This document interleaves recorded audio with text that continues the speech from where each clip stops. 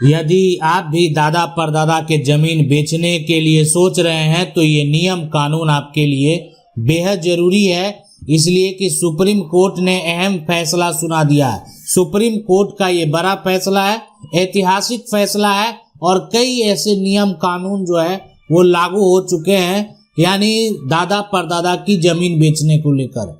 अब देखें, ये आपके पूर्वज की जमीन है, ये आपकी पैतृक संपत्ति है, यानी दादा परदादा से प्राप्त संपत्ति है, आपको मिला हुआ है और ये प्रॉपर्टी को आप बेचना चाहते हैं, यानी कोई खरीदार भी आपको मिल गया है, तो आप इसके लिए क्या नियम कानून है ये आप जरूर जान लीजिए। यानी अगर आपके पास जमीन का खतियान है या आपके पास जमीन का जमाबंदी कायम है या आपके नाम से जमीन का लगान रसीद कट रहा है, सभी के लिए ये नियम कानून बेहद महत्वपूर्ण है।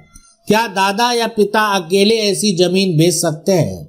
एक बड़ा सवाल है कि दादा है या पिता है अकेले ये जमीन, जो पैतृक जमीन है, दादा परदादा की जमीन है, इसको बेच सकते हैं? और बेच सकते हैं तो इसके लिए हमारा नियम और कानून क्या कहता है, सुप्रीम कोर्ट का ये जजमेंट क्या कहता है, ये फैसला क्या कहता है। ऐसे सिचुएशन, ऐसे कंडीशन में बहुत सारी जो बात है ना आपको देखने को मिलेगा कि बहुत सारा ऐसा जमीन है, बिना सहमति का परिवार है, बहुत सारे लोग हैं। अरे आपकी पैतृक संपत्ति है, तो पैतृक संपत्ति में क्या आप अकेले हैं? क्या आपके ये परदादा के नाम से अगर ये संपत्ति है तो क्या आपके दादा अकेले भाई हैं कि दो भाई हैं? क्या आपके पिता जो है अकेले हैं या तीन भाई हैं, चार भाई हैं? तो पैतृक संपत्ति में यानी बिना सहमति का जमीन अगर बेच दिया गया तो क्या होगा? बहुत सारे हिस्सेदार हैं, बिना सहमति का नहीं पूछे, वो अपना जगह पर कायम है, उसका अपने जगह पर कब्जा है, हम पूछने भी नहीं गए, जमीन मेरे हिस्से का था, हम बेच दिए।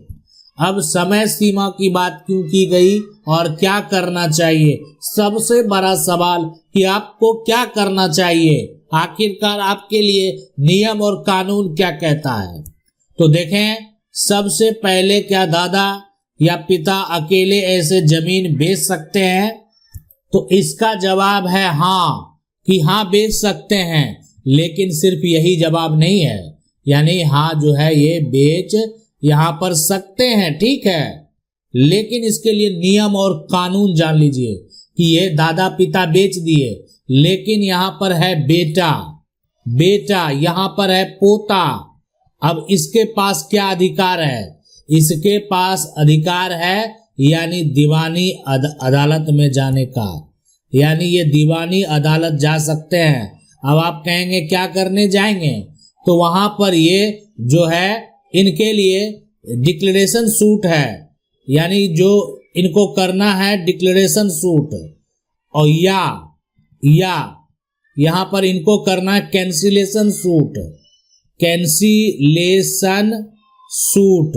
अब आप कहेंगे ये करने से क्या फायदा होगा? फायदा ये होगा कि अगर ये साबित हो गया कि ये संपत्ति, ये जमीन जिसको बेचा जा रहा है, अगर ये पैतृक है, पैतृक संपत्ति है, अगर ये साबित हो गया दीवानी अदालत में, तो कोई भी जमीन अगर बेच भी दिया गया है तो वो क्या हो जाएगा? यानी वॉइड हो जाएगा, जिसको बोलते हैं कि आप यहाँ पर रद्द हो जाएगा। यानी अगर ये साबित हो गया कि पैतृक संपत्ति थी, बिना सहमति का बेचा गया, तो ये आप समझ लीजिए कि जो है ये रद्द हो जाएगा। अगर बिना सहमति का जमीन बेच दिया, ठीक है, तो ये क्या हो जाएगा? रद्द हो जाएगा। तो पैतृक संपत्ति बिना सहमति के अगर बेचा जाएगा तो आप इस तरीके से कानूनी दावा कर सकते हैं। बेटा पोता के पास ये अधिकार है कि वो ये दावा जो है कर सकते हैं। इसलिए कि देखें, पैतृक संपत्ति जो है ना, कि जो भी है, सीधी सी बात है कि ठीक है बेचने को वो जाकर बेच सकते हैं, बेचने के लिए बेच सकते हैं, लेकिन उसके बाद का क्या अधिकार कहता है? अगर कोई पैतृक संपत्ति है तो सीधी सी बात है कि अकेले बेचने का कानूनी अधिकार नहीं है। लेकिन फिर भी बेच देते हैं, या उसमें जो बेटा है पोता है, यानी अगर उसकी सहमति है ना, सहमति से बेचा जा सकता है, कोई दिक्कत नहीं, बेचा जा यहां पर सकता है। लेकिन कोई असहमत है, अरे ये क्यों कर रहे हैं हमारे पिता, ये क्यों कर रहे हैं हमारे दादा, नहीं करना था, मेरा शेयर कहां जाएगा, हम कैसे जिएंगे, हमारे पूर्वज की जमीन है, तो बिक्री तभी वैध मानी जाएगी। यानी जो कानूनी उत्तराधिकारी है, कानूनी वारिस है, उसकी सहमति हो, ठीक है, यानी जो कानूनी वारिस है उसका सहमति होना चाहिए। कानूनी यानी घर में जो भी व्यक्ति है उसका सहमति होगा, कोई दिक्कत नहीं है। यानी बिक्री किसी जो है, यानी अगर बेचा जा रहा है उसका सहमति है, उसके बाद खरीदने वाले को भी कोई दिक्कत नहीं होगा, ये खरीदार है इनको कोई दिक्कत नहीं है, ये विक्रेता है इनको भी कोई दिक्कत नहीं है, इसलिए कि परिवार की सहमति से, परिवार के हित के लिए, परिवार का जो है एक तरह से कोई भी ऐसा बड़ा कार्य जिसको बोलते हैं ना पैतृक संपत्ति क्यों बेचते हैं, और ये सेल डीड पर लिखाता है शिक्षा के लिए, हम अब पढ़ाने के लिए बेच रहे हैं, इसी के लिए रखे थे, और इलाज के लिए, ठीक है, और यानी कोई कर्ज है उसको चुकाने के लिए, इन सभी कारणों के चलते वो प्रॉपर्टी को बेच रहे हैं, पैतृक संपत्ति को बेच रहे हैं, जो पुराना एक तरह से पूर्वज का धरोहर है उसको बेच रहे हैं।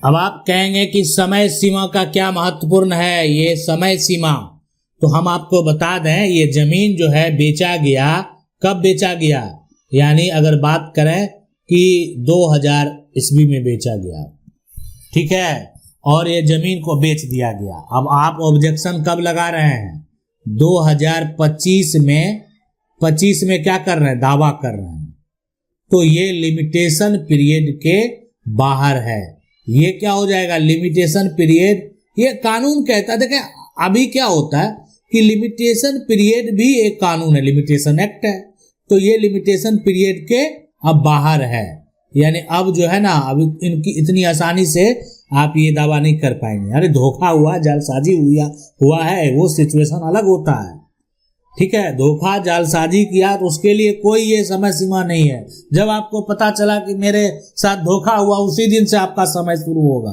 तो इसके लिए ये जो है पॉइंट समझना बेहद जरूरी है। लेकिन आपको पता था कि 2000 में जमीन बेचा गया और 2025 में आकर आप दावा करते हैं कि इसको नहीं बेचा जाना चाहिए था, तो ये गलत होगा। यानी अगर 2000 में बेचा ना, तो 2000 यानी 12 तक आपको दावा कर लेना है, और खास करके अगर ये सेल डीड को आप कैंसिल कराना चाहते हैं तो आपको कानूनन जो है 3 साल के अंदर ही केस फाइल करना चाहिए, 3 साल के अंदर आप केस फाइल कर सकते हैं। अब आप ये अगर मन में चल रहा होगा कि 3 साल के बाद सेल डीड कैंसिल नहीं होता है, जिनके मन में भी ये सवाल आया होगा कि 3 साल के बाद सेल डीड कैंसिल नहीं होगा, तो ये गलत है।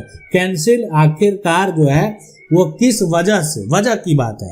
आप जान रहे हैं कि हमारे जो पूर्वज हैं वो जमीन, मेरे हिस्से की जमीन को बेच दिए हैं, पिता है तो वो भी शेयर होल्डर है, जो है दादा है वो भी शेयर, आपके पूर्वज की जमीन है, पोता है वो भी शेयर होल्डर है। अब पोता का हिस्सा का जमीन भी बेचा जा रहा है पिता के द्वारा, ठीक है, या बेटा का जो हिस्सा है वो भी बेचा जा रहा है, तो बेटा दावा कर रहा है अपने पिता के ऊपर कि ये जमीन हम पूरा नहीं बेचने देंगे, मेरा भी हक है, आप अपना हिस्सा बेचिए, आप अपना शेयर बेचिए, मेरा शेयर नहीं बेच सकते हैं आप। तो इसके लिए जब बेटा है तो वो दावा कर सकता है 3 साल के अंदर।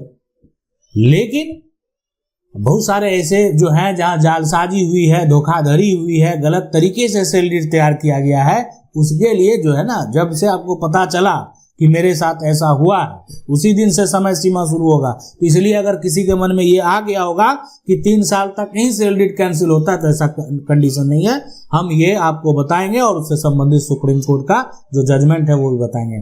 तो बड़ा सवाल है कि आखिरकार ऐसे सिचुएशन में करना क्या चाहिए।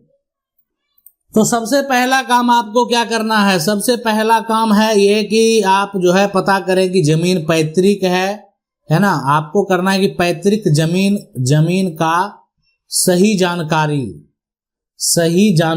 ताकि ये नहीं कि किसी का अर्जित जमीन है उसी पर आप दावेदारी करने लगे, ठीक है। तो पैतृक जमीन है ना, पैतृक जमीन है या नहीं, ये हो गया। या यहाँ पर ऐसा तो नहीं कि ये संपत्ति जो है वो स्व अर्जित संपत्ति है, तो ऐसे कंडीशन में अब कोई अपना स्व अर्जित संपत्ति बेचेगा तो आप कुछ नहीं कर पाएंगे।